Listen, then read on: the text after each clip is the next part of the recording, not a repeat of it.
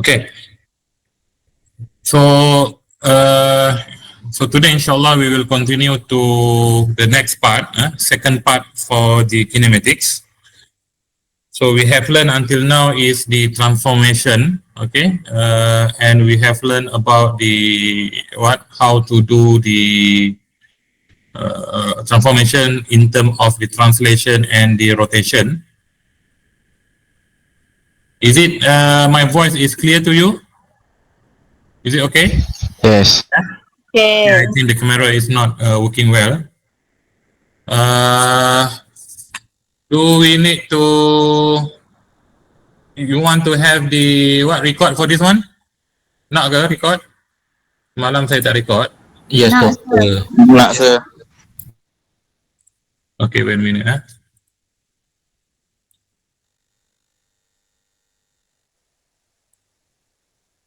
Okay, so we'll record this session. Sir, semalam sir record slide sir juga? Semalam saya tak record semalam. Oh, tak record. Okay. Saya tutup sekejap kamera saya macam ada masalah sikit. Okay, so we will continue. Okay, the next part for the kinematics. So this part will be the continuity lah, basically to what we have learned until yesterday lah. Okay, until yesterday, and we will try to go more deeper into the robotics lah, the application to the robotics arm. Okay, so for example, we have here forward and inverse kinematics. So forward kinematic analysis, as we discussed earlier in the in the beginning of the chapter, before that we have defined what will be the forward kinematic is lah. So what we will discuss here also is forward kinematic analysis, but basically what we will discuss is in terms of the position and orientation. Okay, because as I explained earlier, when we discuss about the kinematics, we can describe into whether it is position and orientation, or we can also discuss in terms of the velocity, the dot product of the position and the orientation. But here in this slide, we will discuss further on the position only, without any discussion about the velocity lah. Okay, so basically we need to calculate the position and the orientation of the hand.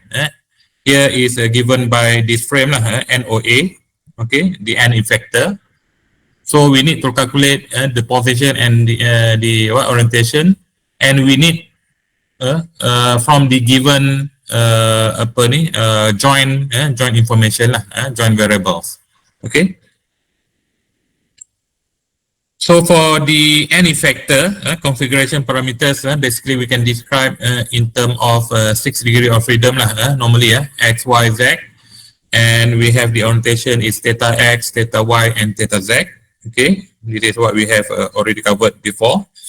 And type of robotics arm also, I think Dr. Bukhari already introduced to you about the conventional lah. We can say the conventional robotics arm. We have at least five of them. 4 among them is are shown in this slide. We have Cartesian, cylindrical, spherical, and articulate. Another one that is not included in this slide is the SCARA robot lah. So we try to cover as much as possible all these 5 type of robotic arm to discuss about the kinematics. For the forward kinematics as well as for the inverse kinematics. Okay. So if we can refer to this slide, so this slide shows the position representation lah. So this is the common representation that we can show. As we explained earlier, in total we have 6 degrees of freedom. So all those 3 types of robotic arm, as we have here, Cartesian, cylindrical, and spherical, we can describe the position using this figure lah, this figure. For example, for the Cartesian, we only involve on the linear. Wait a minute, I need to on the marker. Where is the marker? Where's the pen? Oh, the pen is not function here. Wait a minute, I think I will change to PDF version.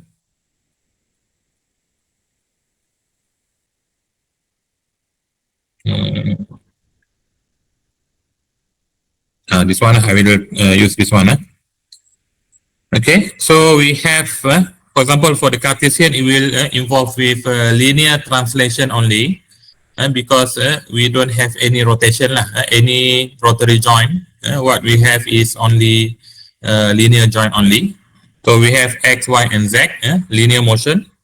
And then for cylindrical, we have the rho.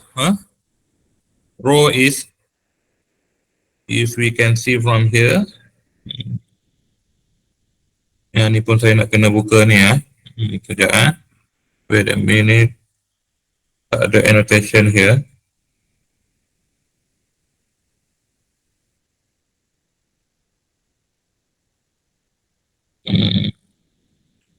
Sorry, this is PPTX. This one. Sorry Okay, so we have for each robotics arm we have three important variable lah. For the cylindrical we have the rho here, okay, and then we have the theta, and then we will have the z axis, which mean we expand the arm first, then we rotate it theta, and then the arm move towards the z axis direction, then it will create the apa ni yang panggil the cylindrical shape lah. Okay, so that's why we have rho. Rho is basically the translation, and then theta is the rotation. So as we can see from this figure, it is supposed to be rotation about z axis, theta z actually this theta. Okay, theta z kalau in detail lah, this is supposed to be theta z, and then the z is supposed to be in the direction of z axis. So the rho actually can be done by in the direction of x or y lah, actually or it can be both of them, x and y, like the one shows here. Okay, and if for the spherical we have the r for the radius of the spherical. And then we have the theta is the rotation about z axis, and we have phi. Phi is the rotation about x and y. Okay, x and y axis based on the figure we have here.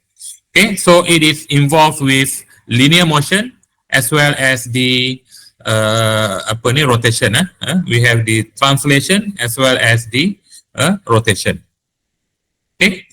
So we will go to the first one for the Cartesian robot. Okay, so to get the position of the hand or of the end effector, okay, at this position, okay, NOA at the origin. So we just need the input for X, Y, and Z only.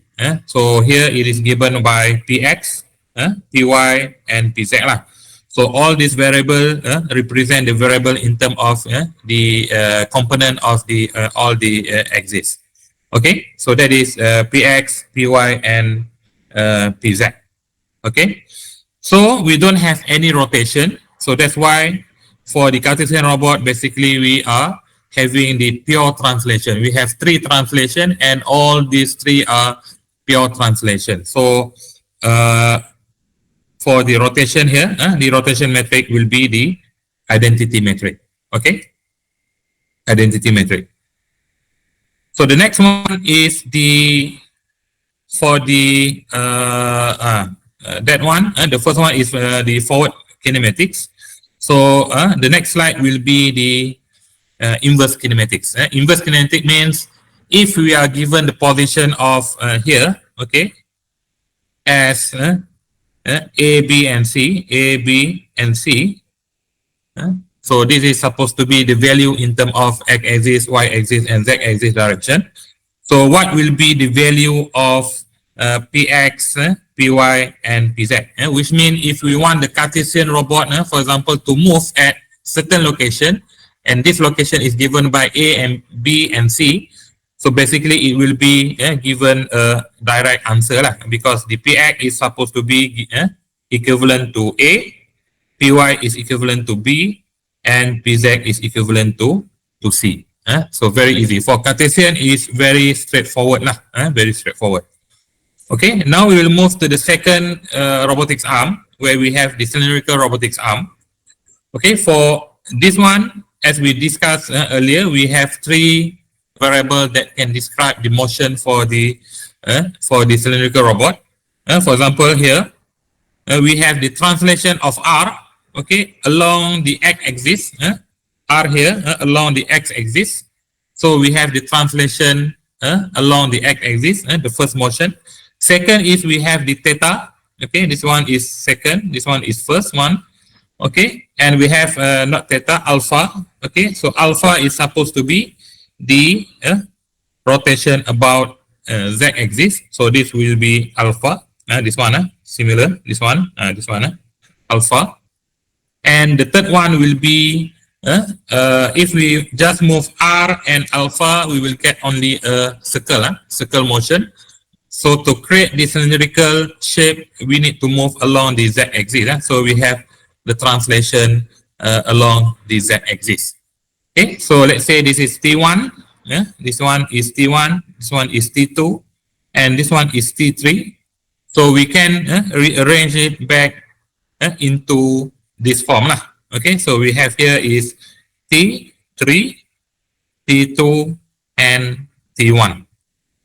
So if we can relate back to what we have learned yesterday or last week, so basically what we can see from here, is it the apa kita panggil operator punya motion for the fixed frame motion, or is it the transformation for the apa lagi satu kita ada for the moving frame? So which one? Yang mana satu? Based on this arrangement, apa yang awak boleh faham ni? Ni the sequence is based on the fixed frame punya transformation, or for the moving frame, the transformation for the moving frame. Which one? Fixed. Fixed frame. Fixed. Betul, fixed frame, betul, confirm? Yang lain? Fixed frame, so this is basically based on the fixed frame, not based on the moving frame. Okay, so please remember that one. Okay, so we just do the similar what we have done before. We just multiply all these three motion, three transformation, then we will get the metric here, metric shown here. Okay, so this will be our total transformation metric will be this one. So as we can see it will be the combination of the rotation and the translation. So if we can see the any metric showing like this, we will know there will be a combination of rotation and translation. So this part because we have value, it will not be the bukan identity metric. So we have actually the rotation here So as we can notice here, so this also will be the rotation about z-axis, rotation z. Okay, and this one will be the translation part So we have two translation. This one, the first one and the third one Okay, T1 and T3. Okay, so we multiply all together, we will have this one Okay, so this is the, kalau refer balik, this one the total transformation from the P. We describe the P with respect to R. R is the robot base, and P represent the hand. Okay, the hand here. Okay, for the NOA. Okay. Okay, that is for the forward kinematics. Okay, for inverse kinematic, it means we are given the position or the orientation. We need to solve what will be the joint, the information for R, alpha, and L. Okay, we need to find what will be R, alpha, and L. Okay, so for example, here we are given A, B, C, like this one, A, B, C. Okay, so this A, B, C should be equivalent to what we have here. Okay, actually we don't need to do eliminate this one. The rotation part as well is supposed to be okay, because we are going to solve the position only without cater about the rotation first. But in our translation or the position part, actually it is already include all the information that we need to find, where we have R, alpha, and L all together within this translation part. So that's why we don't need actually to eliminate first the rotation part lah, for the rotation metric. But what has been shown here, they try to eliminate first lah, this part to be the identity metric, like this one, to change into this form. Okay, by finding and by multiplying back lah, the inverse rotation for the rotation about Z. So that's why they have a rotation Z minus alpha. So to rotate back the inverse way of the positive alpha. Okay, so here we know that A is equivalent to R cosine alpha, B is equivalent to R sine alpha, and C is L. So I think for L it is clear cut. We solved already because C is equivalent to L. We know what will be the value for L, but we need to find R and alpha. Okay, R and alpha. So how to solve it? Ada tak bagi kat sini? Tak ada. So how to solve it? Any idea? Anyone to suggest how we can solve R and alpha? We know already the value of A, B, and C. We need to solve R and alpha. So how we can solve it? Any idea? Anybody want to suggest or want to give some advice on this matter? Ada? Ada yang boleh cadangkan macam mana nak solve? Ada siapa yang tak tahu? Tak boleh nak agak macam mana? Tak tahu, sir. Tak boleh. A dengan B kita tahu. A and B is unknown. R and alpha we don't know. Okay. Easiest way macam mana? Ada? Tak ada yang tahu. So the easiest way is, if we can notice here, one is we have the cosine alpha, and another one is sine alpha. So how we can eliminate R, or how we can eliminate alpha? Which one we can do the easiest way? How to eliminate R and alpha? By multiplying with something, or by adding or by subtract? Any idea? Tak ada. So basically the easiest way to eliminate is to eliminate the R. By we divide A, B divide by A, or A divide by B. Any of them is possible. So if we divide A, B by A, okay, B divide by A, so this will be equivalent to apa? Ini kan jadi apa? Sine alpha or cos alpha. So R will be cancel, right? R divided by R. So sine alpha divide by cosine alpha. So this is equivalent to Tangent. Yeah, correct. So tangent alpha. So we can solve the alpha lah by finding the arctangent. Okay, arctangent of B over A. Okay, so for any arctangent, okay, so we will have two value of alpha. Betul ke? Betul ke salah? As we last time,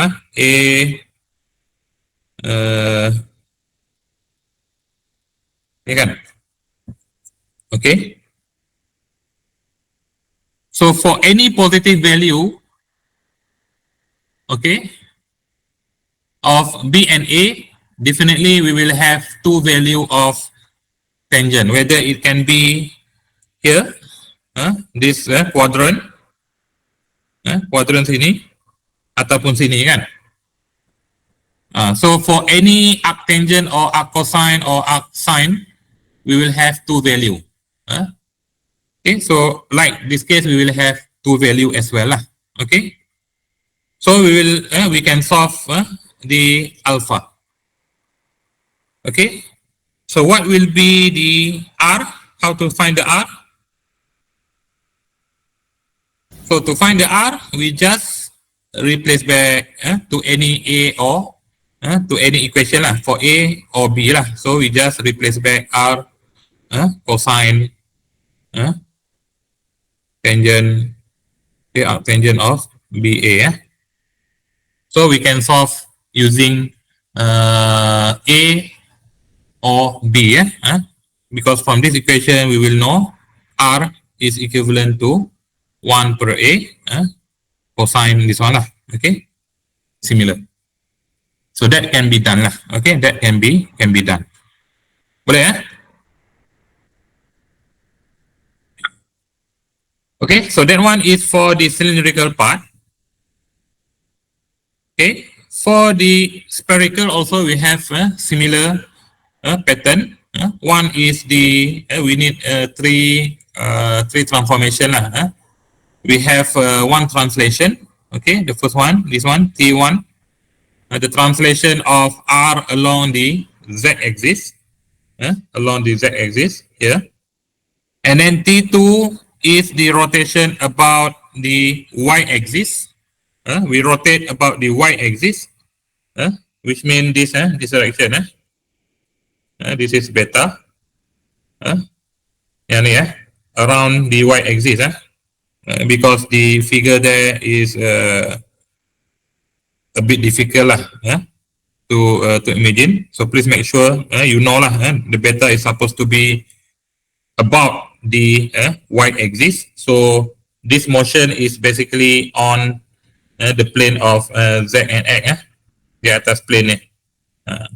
Okay. And then the last one is the rotation of gamma about the z-axis. So gamma will be about the z-axis. So this one will be gamma.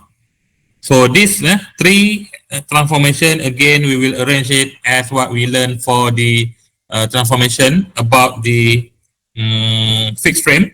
So we will have T3, T2, and T1. Okay, T3, T2, and T1. Okay, so after we do the multiplication of all these three transformation metric, then we will obtain this one lah. So it seems more complicated compared to the cylindrical because it involves with two rotation. Okay, so this one is for the fourth kinematics.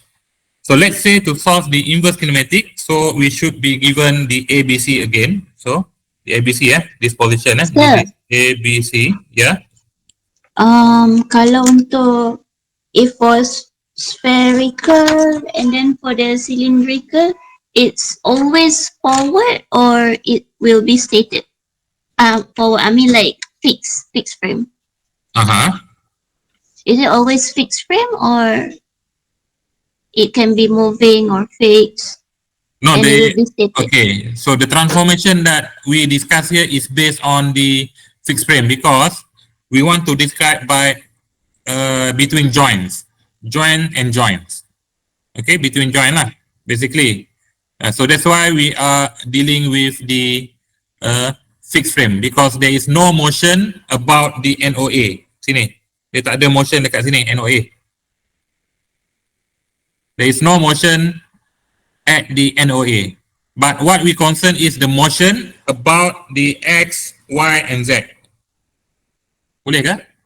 The reason why we are using the fixed frame, because all motion that we discussed until now is based on the fixed frame or the robot frame lah. Boleh? Okay, sir. Boleh ya? Dapat menjawab? Maksudnya boleh lah juga jadi moving tapi kita fokus on fixed dulu. Dia bukan boleh jadi moving atau tak, because the one that we want to solve is based on the fixed frame. The motion that we are considering is based on the fixed frame. Unless there are some motion about the ni. Kalau kita letak gripper and we have motion here. Okay? We are not focusing on the motion kita ni adalah based on the X, Y, and Z, not NOA. Frame A lah, which refer to frame A for the fixed frame, not on the moving frame. Kita punya frame tu, frame B ni is moved with respect to frame A. That's why we are using the fixed frame. Boleh ke? Okay, sir. Boleh. Faham? So that's why we need to use the sequence for the fixed frame here lah. Okay, so either for inverse or both of them lah, inverse and forward, we should use the fixed frame. Okay, transformation for the fixed frame lah. Okay, so let's say we are given this ABC. Again, like what we discussed earlier for the cylindrical robot, so we know this part will be equivalent to A, the second one will be B, and this one will be C. So we don't need to solve what we have been doing before for the cylindrical. Kita nak erase dulu sini, so there is no need. We just focus on the position. Okay, position, because our concern is only on the position, and by solving the position, actually we can solve as well the beta and gamma. Okay, beta and gamma, just by solving the position. So we can solve it at one time only. Okay, so we can write back like the previous one, like this one. A is equivalent to R sine beta cosine gamma. Okay, B is equivalent to R sine beta sine gamma. So equation number 1, equation number 2, and we have the third equation lah for C. Okay, so how to solve this one? Any idea?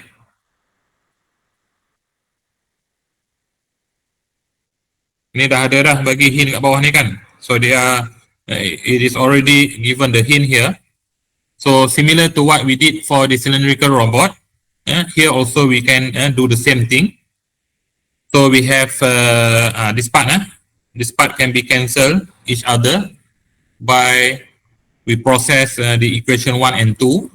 Okay, so again B divided by A will give the tangent tangent gamma. Okay, so the first step is we can solve the gamma. Okay, we solve the gamma. Then after that, what we need to do is we can replace back into the equation 1 and 2. Okay, so if we replace back into equation 1 and 2, so this part should be known kan.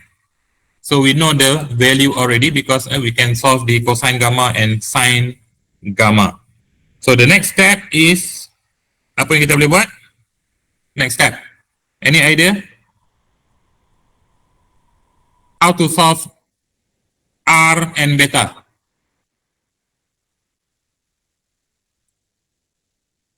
Siapa tahu? That one tadi. Gunakan A dengan C. Apa? A? AC. A dengan C. A dengan C. Okay. Boleh? So we can use A and C or B and C. Okay, so we can divide A and C, or we can divide B with C. So both will give the apa? Tangent beta kan? Betul kan? Tangent beta.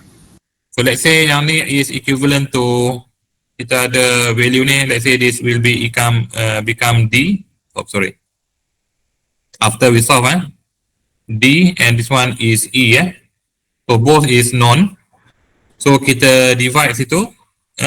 Let's say A divide by C. So we will have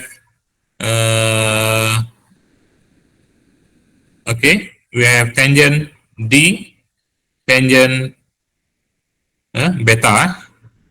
So D is known. So this is equivalent to A divided by C. So to solve B, we just divide by to the left side. So we have the arctangent of ADC. Okay. So that is how we can solve the beta. So after solve the beta, we can put to any equation 1, 2, or 3. Or the easiest way, maybe we just put back into equation number 3 to solve the R. So from C is, we get the R is equivalent to C divided by cosine beta. Okay. So by knowing beta, we can solve the R. Okay, boleh So that is how we can solve the inverse kinematic lah. Okay, for the for the spherical robotics arm. Okay, the fourth one, we have the articulated robotics arm. This one we will not discuss here, but basically for this articulated robot, we have three variable and all of them are rotation, theta 1, theta 2, and theta 3. So this one we will discuss further later using another method that we have by using the Denevit-Hartenberg representation, or in short form we call it as DH representation, or sometimes we call it as DH method. Okay, so ni articulate robot dia ada 3 theta 1, theta 2, and theta 3 here. Okay. Okay, boleh ke so far? Boleh Doktor. Boleh Okay. So this part is for the orientation ini no need to discuss it here. But we did discuss on how to solve the rotation metric, inverse rotation metric. Okay.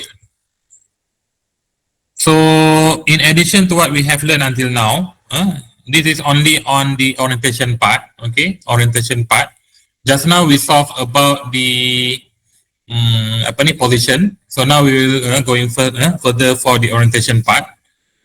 Okay, so for the orientation part, yang ni tadi ni is basically just discuss about the rotation metric lah. So rotation metric we already discussed earlier. Okay, so no problem about this one. So about the representation of the angle, representation of the orientation, the angle for the orientation.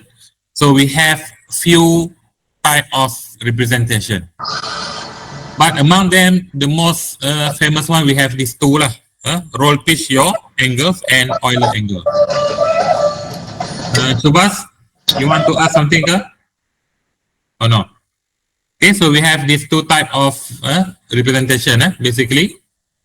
Roll pitch yaw, or the short form is RPY, or using the Euler angle. Okay.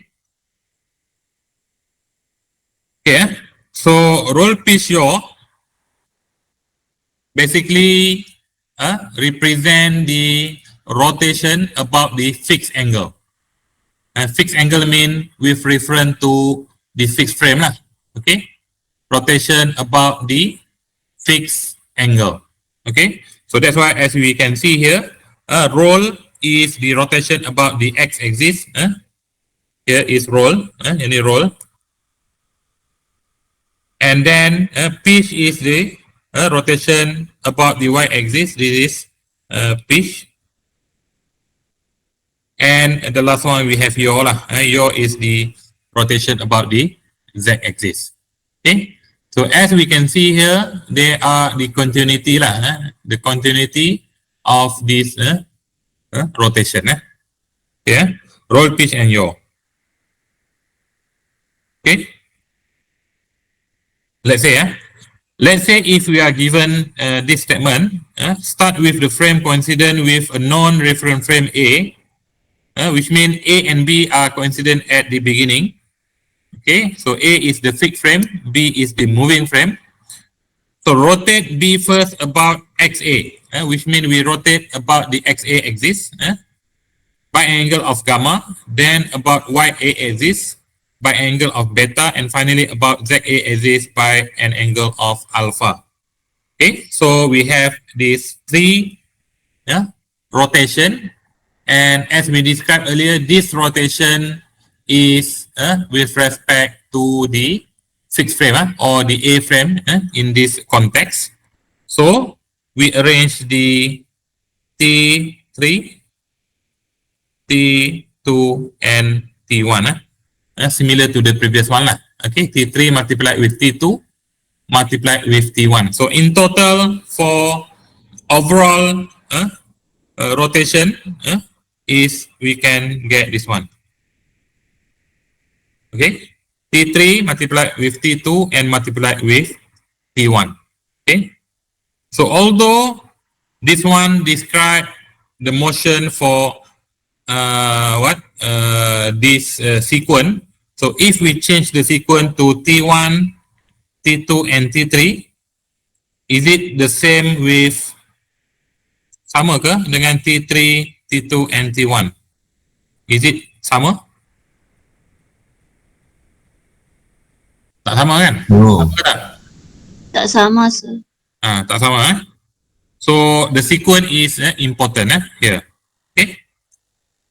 So if given a rotation metric as below, how to find the angle of alpha, beta, and gamma? Kan, kalau kita ada ni, how to find alpha, beta, and gamma. For example, kita diberikan value R1, R11 apa, R12 apa. We are given R11, R12, R13. So based on this, how to solve the value of alpha, beta, and gamma. So basically the approach we can do like the one that we have solved for the cylindrical robot and the spherical one. For example, R31, this by using this value we can solve directly the beta value by finding the arc sign for the beta. Okay, and by combining these two, for example, okay.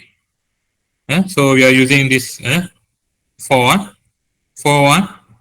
we can solve the gamma because we can find the tangent. Okay, tangent gamma will be given by apa? What is tangent gamma?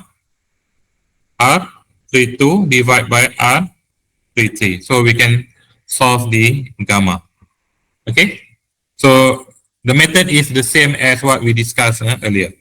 Okay, so after we get beta and gamma, then we can solve the we solve the beta and gamma, so we can solve the alpha. Okay, so after that we can solve the alpha by using this one. Also we can solve the alpha directly lah. Okay, these two by using this one, this and this one. Okay, so very easy, inshallah. Okay, the second one is Euler angles. Euler angle is the rotation that are taking place at the current or the moving frame. Okay, the rotation about the moving frame. Okay, so as we can see here, all those rotation are based on the frame B, frame B, the moving frame, not based on the A axis. Boleh ya? Okay. So if we arrange the equation, okay, this rotation. So this rotation is basically supposed to be similar to the previous one. Okay, we start with the frame coincident with a known frame A. Okay, B and A are coincident each other. Then we rotate B first about ZB axis by an angle of alpha. Then about YB axis by an angle of beta. Okay, so this one is T1. This one is T2. And the last one is T3. Yeah. So the last one will be the rotation about the XB axis. And gamma is the value. So if we arrange back, it will be macam mana?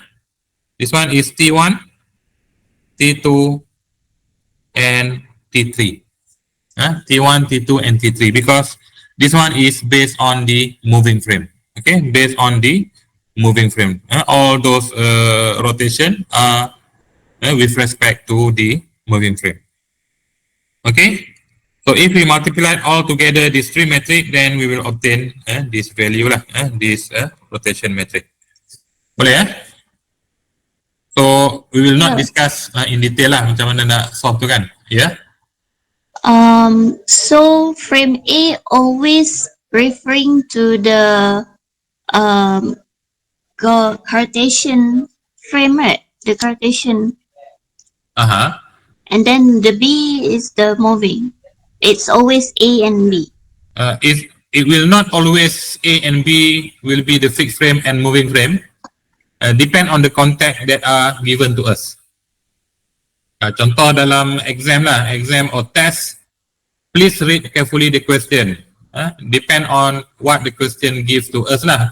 It might be A is a moving frame, but for the sake of our discussion in the lecture, we will always refer A is for the fixed frame, B is for the moving frame to make us easy lah to understand. Boleh ke? Okay, sir. So in exam, it will be stated or like. Yeah. It will be stating which one is fixed frame, which one is moving frame. So you need to read it carefully. Okay, sir. Okay. So yang ni pun sama. If you are given the position, not the position, the element of the overall rotation metric, then we can also solve one by one lah, alpha, beta, and gamma. Okay. So if we put together for the fixed angle and the Euler angle, fixed angle is for the RPY lah, roll, pitch, and yaw. Together with Euler angle, we can see this this condition lah. Okay. Yang tadi dia terbalik arrangement dia, motion dia terbalik, but finally we will get the same answer. Okay. So the first one is for roll, pitch, and yaw. Okay, gamma, beta, and alpha. The motion start with gamma, followed by beta, and followed by alpha. So this is T3, T2, and T1. Okay. But for the Euler angle, we start with alpha, rotate alpha first, rotate beta second, and rotate gamma, the third one. So we will get the T1, T2, and T3. Okay. But the value will be the same lah. Okay. X, Y, Z, and Z, Y, X is the same for fixed angle and Euler angle. So in question, normally in any condition lah, we will given whether we are referring to which type of which type of the projection, whether it is using the roll, pitch, and yaw, or by using the Euler angle. Okay.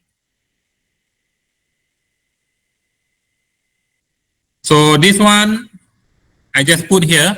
This one is based on the textbook from Site Biniku, the one we discussed last time.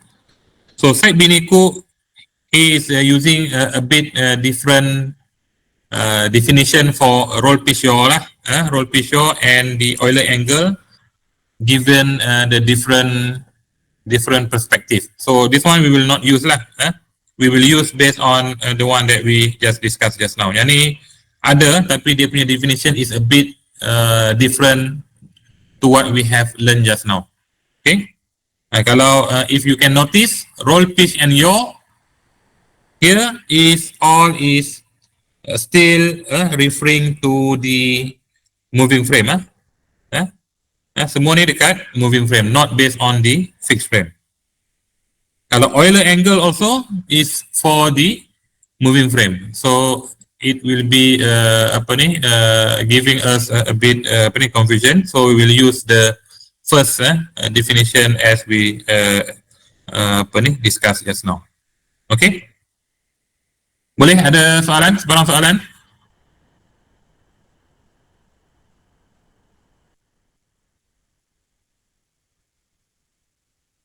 Ada soalan? So far? I think we will break for 5 minutes before we go to the next part. Will be quite interesting one as well.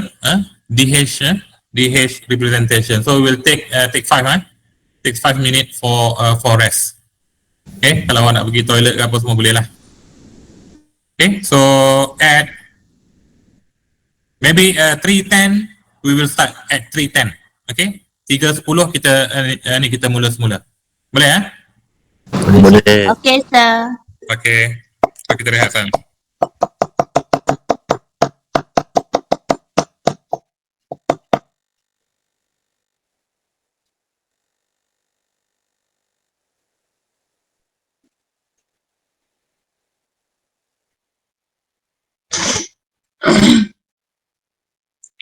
Dulu putus si temanmu, dia perlu masalah. Satu boleh tutup mic kot nak nyanyi. Allah bas.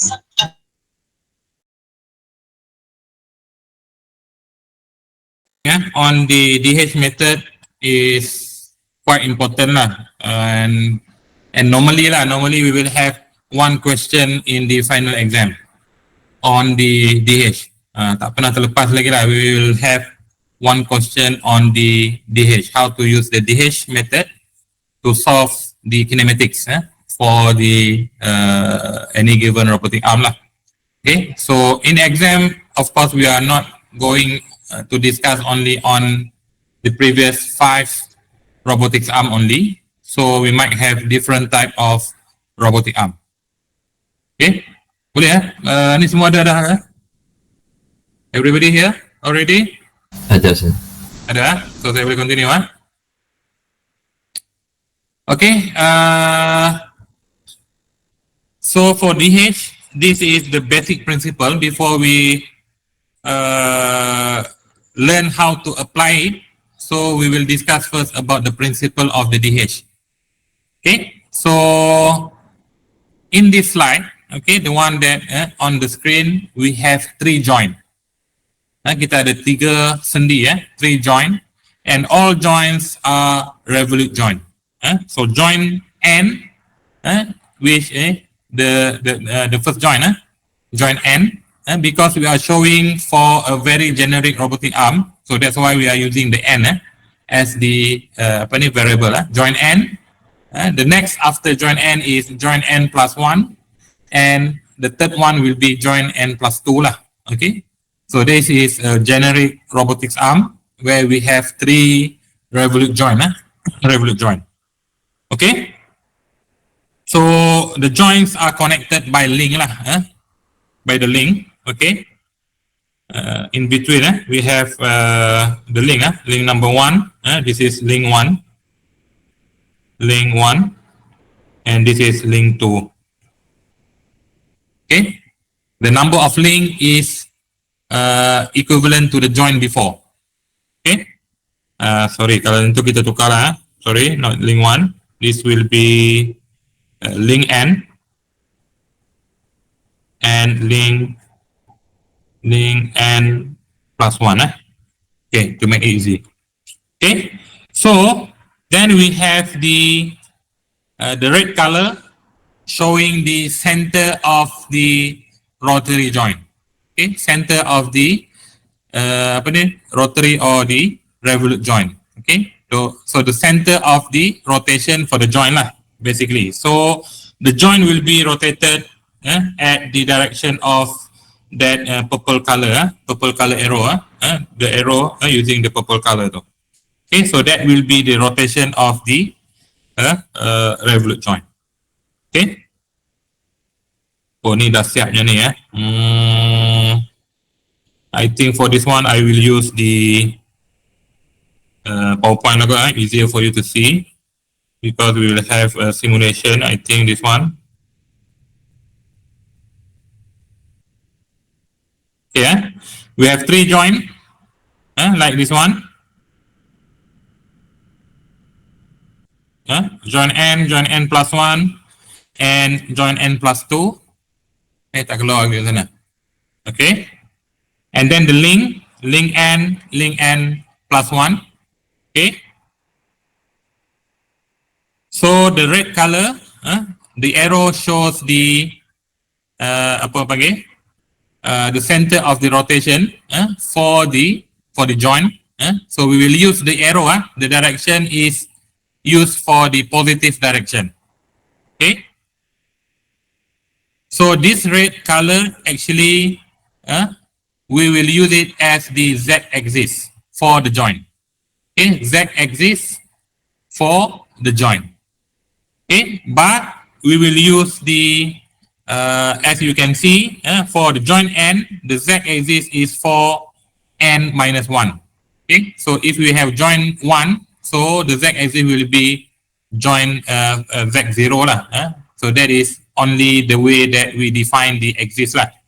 Okay, so joint N plus 1, the z-axis will be Zn, and for the joint N plus 2, the z-axis will be Zn plus 1.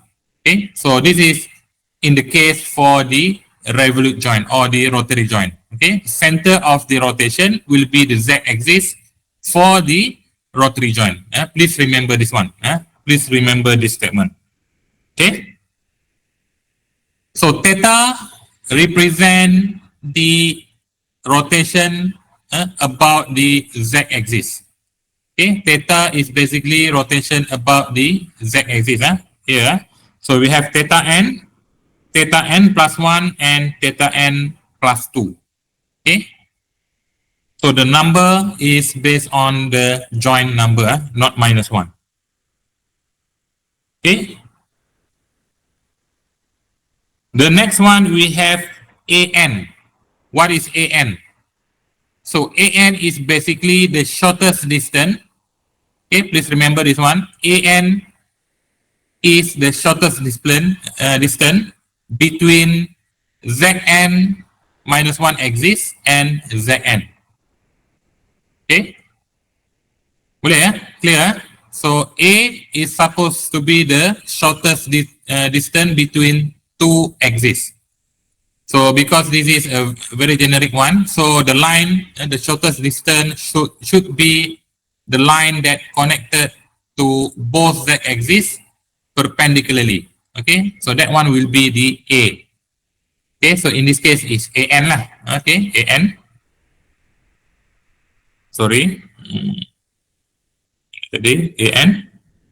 Okay, so if we extend the A, it will give the x-axis. Okay, we can define the x-axis by knowing the A. By knowing the A, we just expand the line. It will give us the x-axis. So in this case is xn axis. Boleh faham ke? Boleh follow ke ni? Can you follow my explanation? Sekali lagi sir. XN. Ya, boleh doktor. Sekali lagi SN. xn ni, how to find the xn? Okay, before that maybe I need to explain again. In DH method, okay, in DH method, the most important thing is we need to define the frame. Kan kita ada joint, we have 2 type of joint normally in robotics arm. that commonly we will found this one. We will see this one. One is the rotary joint, the one that shown here in the slide, and the second one is the prismatic joint. Okay, so for the joint, we need first to define what will be the frame for the joint. Okay, frame for the joint. So for the identification or how to define the joint, the frame ni, we need because we have X, Y, and Z, right? For any frame, we have X, Y, and Z. We have 3 axes. So by knowing 2 axes only, we can solve the next axis. For example, if we know the X and Z, we can solve the Y. Betul lah? By knowing any 2, we can solve the next one. But in the DH method, we only concern about 2 axes only. At most of the time, we don't care about Y axis. We just need to define where is Z axis, where is X axis. Okay, boleh clear yang tu? First step. Okay, second step is what we are explaining now lah, is how to find this X and Z axis. Okay, how to find the X and Z axis. Okay, X axis ni, Z axis is very easy to find. Z axis is very easy to find. So for the case we have in the slide ni, we are using the rotary joint. Rotary joint. So rotary joint, the Z axis will always be the center of the rotation. Okay? Please remember this. It will be always the center of the rotation. So that's why we can start by identifying first the Z axis for a rotary joint. For prismatic joint, I will explain later. Okay, but for the rotary joint, the Z axis will be always the center of the rotation for the rotary joint or the revolute joint. Like the one we have here lah. So the axis ni pun is important lah because yang kita pakai ni is the positive direction. Okay, so we have identified lah tadi. Saya patah balik lah senang. So first is to identify the Z axis. So because this is rotary joint, first we have identified all these 3 red arrow will be the Z axis for all rotary joint. Okay, kita define Z axis. Second is we know this is revolute joint, so we have the variable that we need to concern about, which will be this theta. Okay, theta n plus 1 and theta n plus 2. Okay. So after we know the Z axis, the next parameter that we can solve is A. Because A is the shortest distance between Z axis. If we have 2 Z axis, between them will be definitely we will have A. And the A is supposed to be the shortest distance between Z axis. So we solve the A. Ini clear? A, boleh? So after we know A, we can find the X axis. Just by knowing A, later we can solve the X axis because X axis will be the extension of the A. We just expand A, tarik je A. This will be the X axis. Now kita boleh solve Xn. So this is Xn. Boleh? Faham? Faham tak sir? Okay, so now we need to find Xn plus 1. So how to do that? How to do it? Macam mana nak cari Xn plus 1? Macam mana nak cari? Maybe between xn plus 1 and zn, the distance. The apa? Can you repeat? Distance. We need method there is similar to what we have discussed just now. We need to find the shortest distance between Zn and Zn plus 1 to find the A. Okay? That will be An plus 1. Apa yang ni abaikan dulu? An plus 1. By finding An plus 1, we can solve the Banyak pula ni. Kejap. Okay. By knowing an plus 1, basically we can solve this will be the xn plus 1. Okay, 1 dia tak keluar. Okay. So this is the easiest way lah to find the xn and xn plus 1. Okay. Boleh Yang ni kita solve dulu finding the x and z axis for each joint. Yang joint number 1 tu normally it will be given the x axis, and now it is not important lah because we just want to define our transformation matrix for DH, so we will use the relationship between Zn and Zn plus 1 only. Okay, boleh Okay, so we have defined x axis and z axis. What we need to do here is we need to transform. Okay, for DH ni, basically we need to transform the x-axis and z-axis of the previous joint to the next joint. Maksudnya kita nak bawa joint ni, joint Zn dengan Xn ni, how we can transform it to be aligned together with Zn plus 1 and Xn plus 1. Kita nak bring dia ke sini. Kita nak bawa dia ke situ. Boleh faham maksud dia? Jadi apakah transformation? What will be the transformation? It might be a series of transformation to make sure we can align Zn together with Zn plus 1 and Xn can be aligned together with Xn plus 1. Okay, so the transformation that we can done is the first one apa? We need to align. Zn and Zn plus 1. Kita nak align dulu. Zn and Zn plus 1. Okay.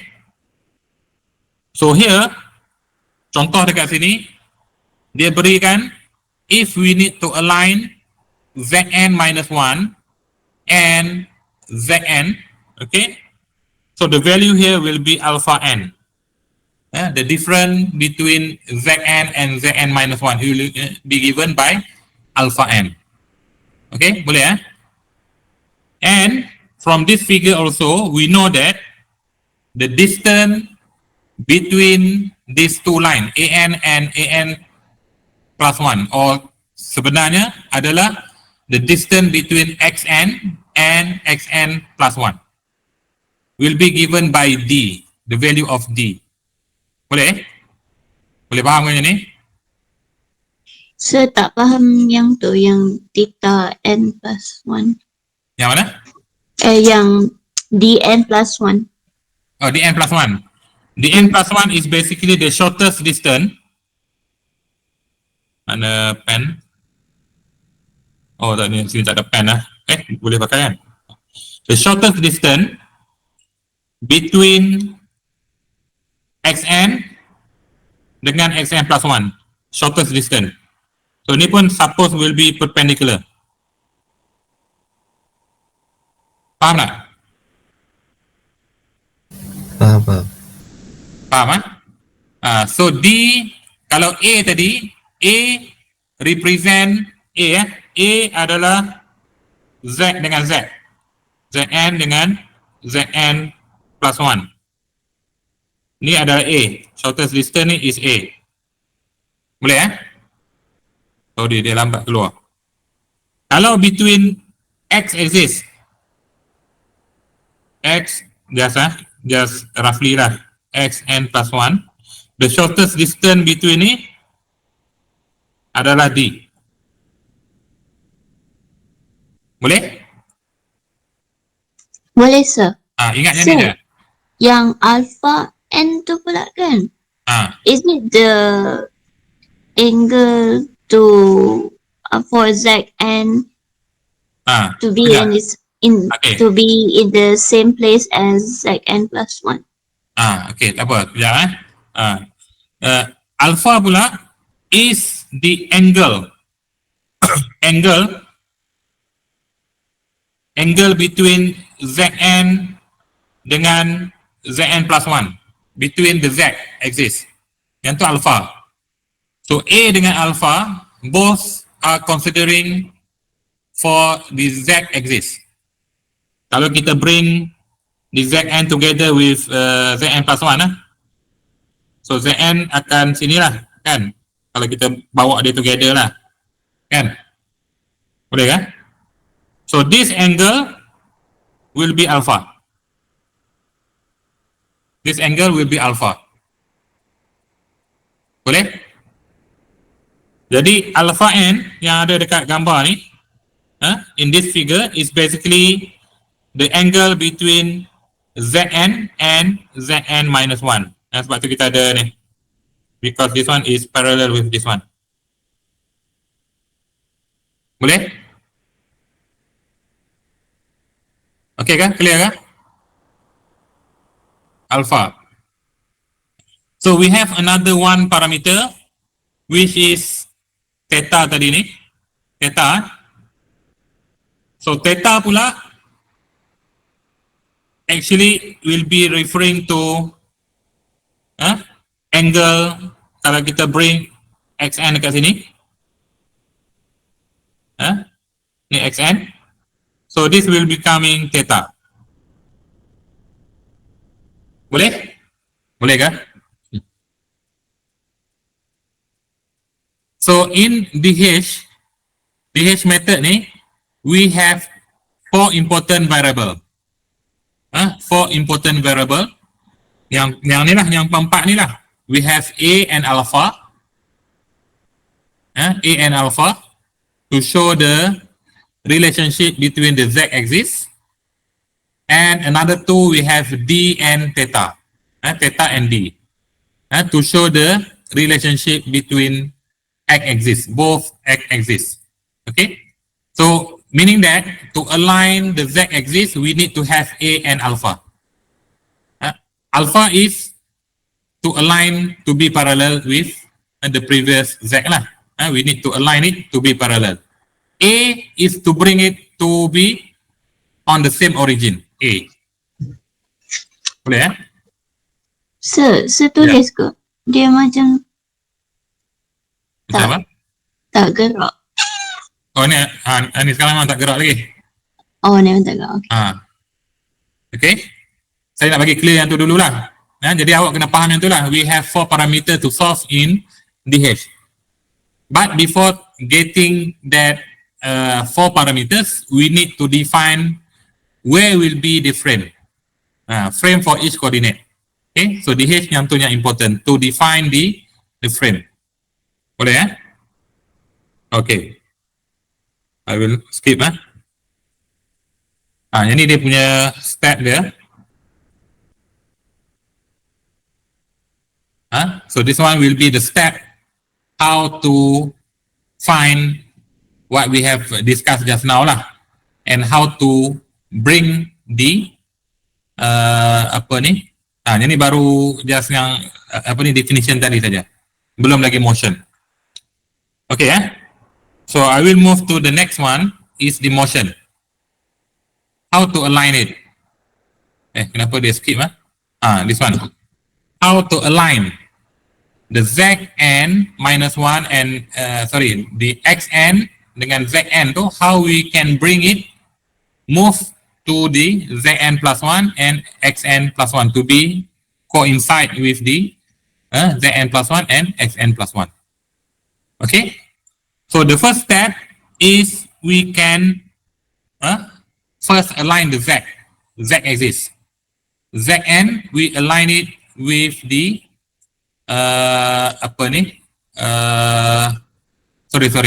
we want to align the Xn dengan Xn plus 1. Kita nak align yang ni, Xn dengan Xn plus 1. We can align it by rotating this one. Betul kita rotate sendi tu, we rotate the joint, then we can align Xn to Xn plus 1. Okay, so we have the theta n plus 1. Okay, so after we rotate, definitely Xn ni dia akan pointing the same direction as xn plus 1 and dia akan jadi parallel. Faham ini? Boleh ya? Is it okay? Bolehkah yang ni dulu? Faham tak? Boleh ya? So after align, we want to align xn ni to be on the same line as xn plus 1. Okay, to do that, we need to move xn ni ke atas. We need to move it to the top to be aligned, to be on the same line as xn plus 1. So we will translate the xn to xn plus 1. So the value will be dn plus 1. Betul lah? Faham ni? So after we move, we translate the n plus 1. So the xn will be here after move. Kan, ini tadi xn lepas move sekali, ni after it move 2 times. Xn will be here. Okay? Betul lah? After second after second. Satu tadi kita dah buat, then kita buat yang nombor 2. Okay, nombor 2 pun we just complete the second step. The third step is we want to bring the origin here. Okay, move to here to be on the same origin. Kita nak gerakkan ke situ. So what we need to do is we translate along the z axis, along the x axis tu, and the value will be an plus 1.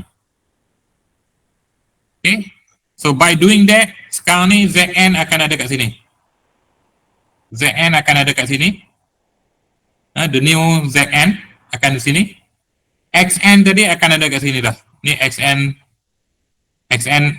memang dah ni kan, the same line kan. So Zn will be there. So Xn is already aligned. So the last step is to align the Zn to be together with Zn plus 1. So what we need to do is we need to rotate about the x-axis. Okay, then after rotate, Zn akan ada kat sini. So dia akan berada atas line yang sama. Okay, boleh faham tak yang tu dulu? Boleh ke? Sir, so using the reminder of the angle to rotate Zn Z to is alpha. Zn plus 1. Alpha n plus 1. So rotate at alpha n plus 1 to get The value lah. The value will be alpha plus 1, alpha n plus 1, but the rotation is about the x-axis. So why we need alpha n? Alpha n, ni tak perlu pun tadi. Just to explain for you lah what is alpha n is. Okay, sir. Boleh So this is the basic principle lah for the DH method. So to solve this, we need to have how many transformation? 4 kan? So we need to have 4 transformation. Okay, similar to what the number of parameter we have lah. We have theta, alpha, a, d and alpha. So the first transformation tadi, step 1 ni is basically rotation, rotation z and the value is theta. Jadi saya tak berbual lah, I don't put the n or anything, but just to simplify it. So the first step is rotation z with the value of theta. The next second step is a translation. Translation. This is along the x-axis. Along the z-axis. Kosong yang ada hanyalah pada z-axis. The value. So the value, mungkin ni saya tukar. Value ni bukan z lah, kita pakai terus d lah. The value will be the d. Okay, but in the z-axis direction. The third one is also translation. And this one is along the x-axis direction. Okay, x-axis direction. So we have A in the direction of x. And the final one will be again the rotation. And the rotation will be rotation about x. And the value will be alpha. Okay, so we have these 4 transformation in the DH method. Okay. Ni dia punya step dia. Okay. Boleh baca balik lah nanti. But basically similar to what I have explained just now. Okay. So kalau kita susun balik the transformation from the beginning to the end. So this will be our transformation. T1, T2, T3, T4.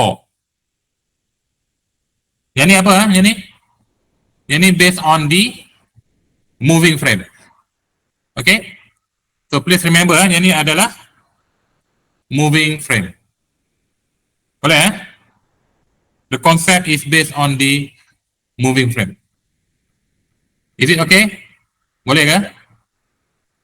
Okay, sir. So remember dia moving frame. So after we solve this one, quite lengthy, agak panjang ni. Then we will obtain the final form of transformation matrix AN.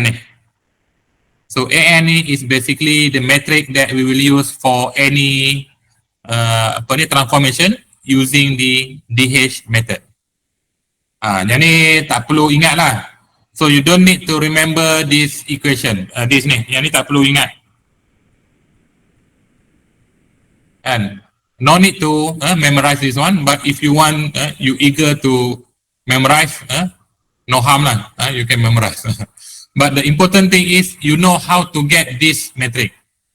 And for example, maybe lah in test or exam, for example, it is asked for you to derive this metric form.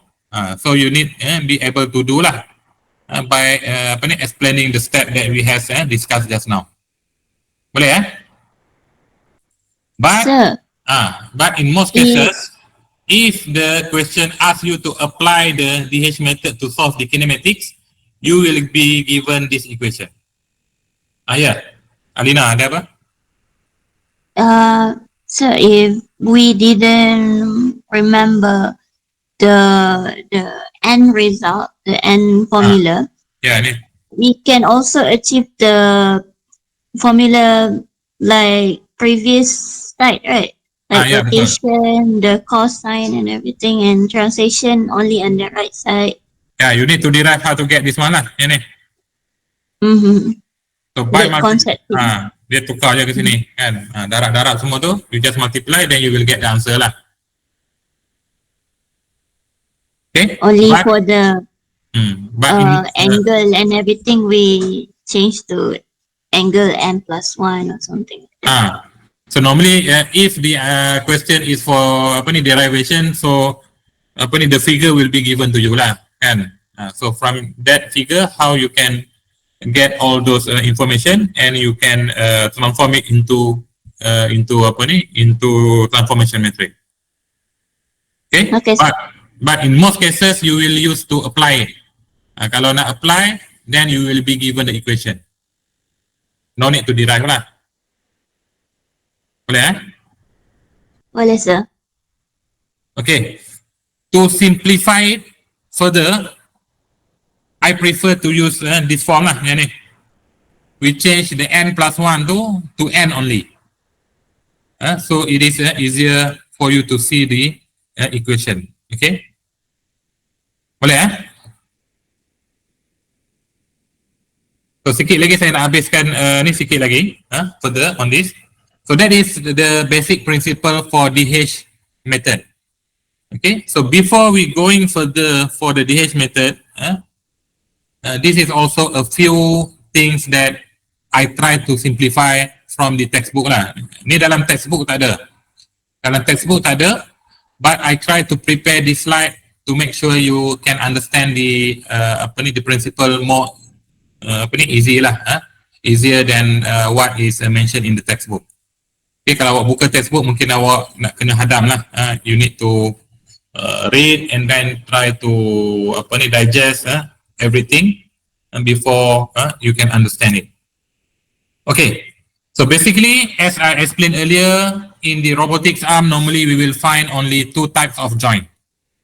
And walaupun I think during the first class with Dr. Bukhari, he did already explain a few joint.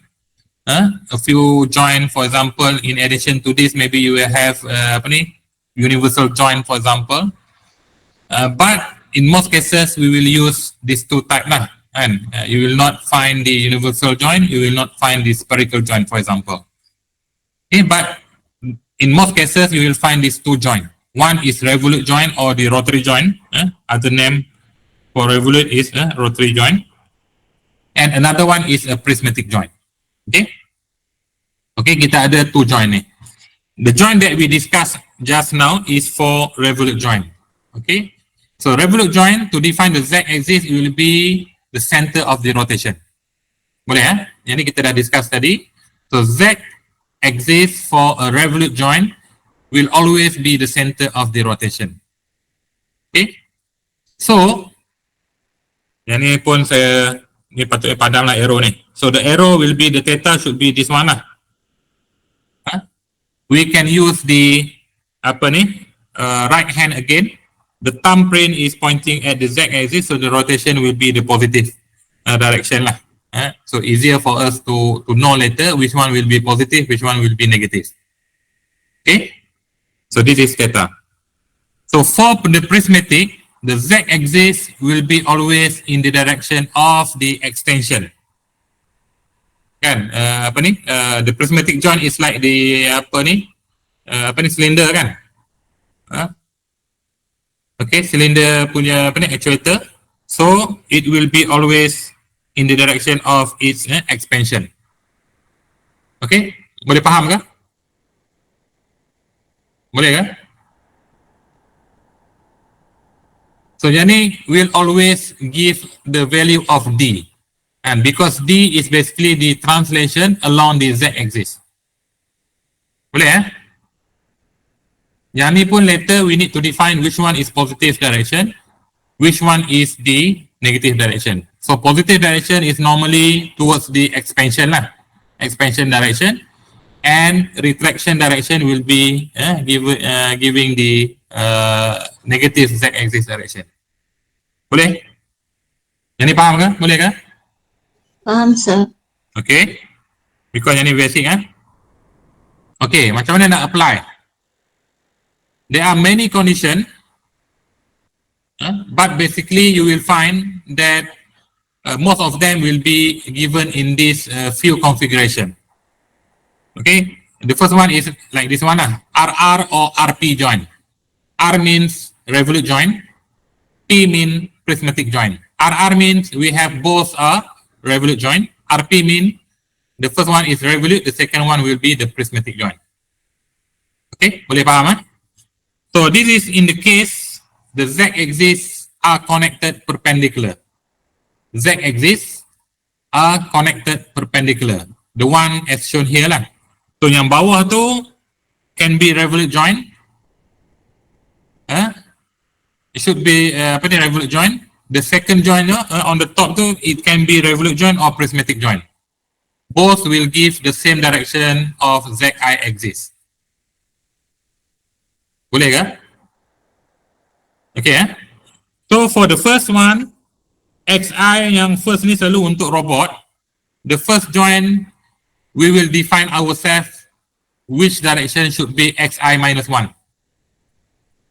XI minus 1 ni dekat mana yang kita nak, we can define ourselves. But normally we will determine this XI minus 1 ni based on the given world coordinate frame. Okay world coordinate frame. Tapi kalau tak given, if it is not given, we can define at any direction. If given, we also can define other direction than the world coordinate frame tu, dia boleh juga. But it will complicated us because to complete the transformation later maybe we need to add another transformation between world coordinate frame to the robot frame. Jadi nak senang, we define the same direction. Okay, tak apa, itu abaikan dulu. Okay, so we have defined xi minus 1. Zi minus 1, totally we know because it will be the center of the rotation, very clear.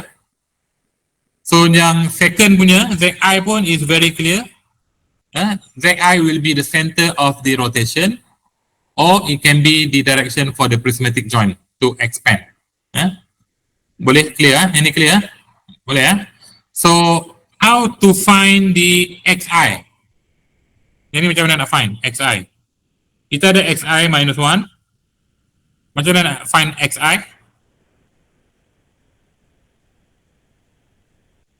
Agak-agak macam mana nak define xi? Perpendicular to the plane xi and xi minus 1. Tadi just now we know that to find the xi first we need to find the a. Betul tak? Ingat tak? Untuk cari x we need to find the a. Betul tak? Ingat tak? Lagi? Betul. Ingat tak? So you should remember lah yang just now to find the x-axis we need to find the a first. So the a is supposed to be the shortest distance between the z-axis. But now because the z-axis are crossing perpendicularly, dia dah cross perpendicularly, dengan kata lain, the a is 0. There will be no a. A is not exist. A is 0. Kan? Sebab dia dah connect kan? Dia dah contact and crossing. So there is no a. Dah tak ada a. Okay? Because there is no a, the x-axis, macam mana nak define? Can be used by, ni dah tulis dah sebenarnya kat sini. By using our right hand. Sebab ni online ni susah saya nak terang. Online susah saya nak terang. But anyhow, if we can imagine, if we bring Zi minus 1 to the top, ni masih Zi minus 1 kan? Zi minus 1. So this will be the plane. Kalau kita connect Zi minus 1 and Zi, dia akan jadi satu plane. Okay, so xi supposed to be perpendicular to this plane.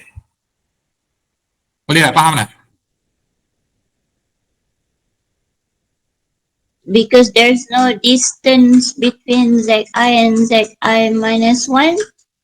So we use a frame to determine the... Yeah.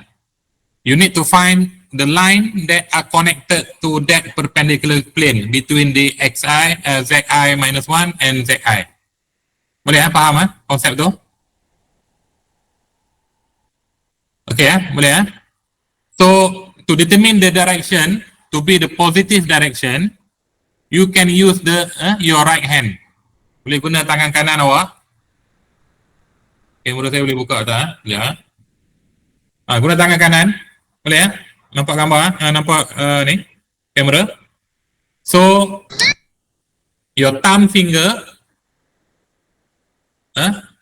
ni will determine the x-axis direction. So you just rotate your 4 finger ni, 4 finger ni from Zi minus 1 towards the Zi. So your thumb finger will pointing the x-axis direction for positive direction. Boleh kah? 4 finger ni, 4 fingers is pointing towards the Zi minus 1. Then you rotate it to Zi direction.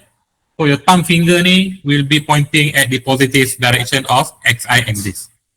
Boleh kah? Sebab tu kita dapat direction sini. Okay. Actually, So maksudnya, what to, when we get the, where's the xi, we don't actually know the direction yet. So we use guna tangan tu untuk determine. Determine the positive direction. Of xi. Okay. For any plane, yang ni kan, plane ni kan. This plane, it can be connected to this direction or towards this direction kan. There are two possible for x axis. You can define this one as xi axis also is okay, but you need to know this x axis is a negative direction. But for me, I would prefer if you can use the positive direction, because it might becoming easy later, becoming more, easier later lah, because we will use a positive value. Dia tak complicated sikit. So that's why I'm suggest you use your right hand to determine where will be the positive direction. Boleh Boleh sir. Tapi Okay. yang xi minus 1 is not the opposite of xi. Tak opposite. Yang tu arah lain lah. Okay tak apa, faham tu yang tu dulu. Xi minus 1 is it can be at any direction actually. So yang ni yang dalam gambar ni we just purposely fix that at that direction lah. But it is not restricted to any rule. Okay, for the first joint lah. The first joint normally we can decide. Or maybe in exam ke apa, maybe it is given. Or if it is not given, you can define your own self. But the good way is to define similar to the direction of the world coordinate frame lah. Okay, tak apa, abaikan yang tu dulu. Okay, so we find xi, the positive direction. Jadi kita akan dapat macam ni lah, yang ni. Okay So, now we have defined all the axes. Xi dah ada, X ada, Z pun ada, we complete it. Okay. And then, as we can notice here, the variable that we can use to align the Z and X ni, we have only two variable, di and theta I. Yang ni saja yang kita ada. There is no A is 0. And another one, apa lagi satu? Alpha. Alpha berapa alpha? Alpha is 90 degree.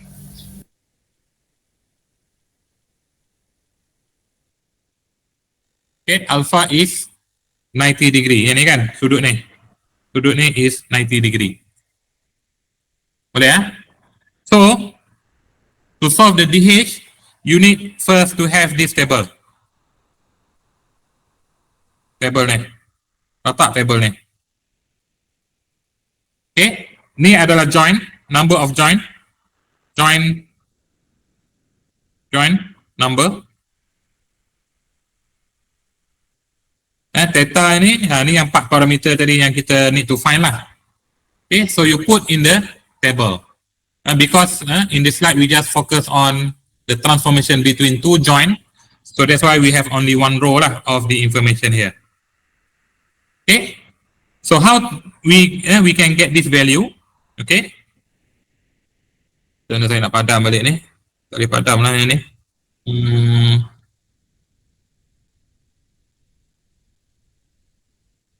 Saya pun tak boleh padam yang ni.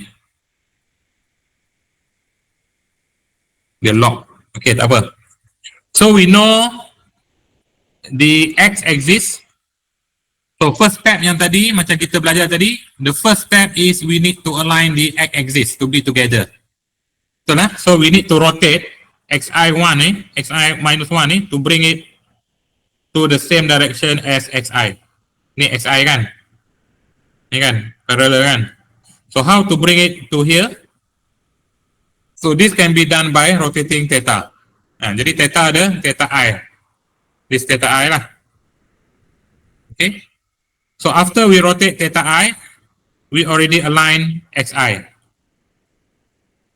Okay. The next step is we need to bring xi to be on the same line. Sorry, xi minus 1 to be the same line as xi. Kita nak bawa dia naik ke atas. We need to bring it to the top.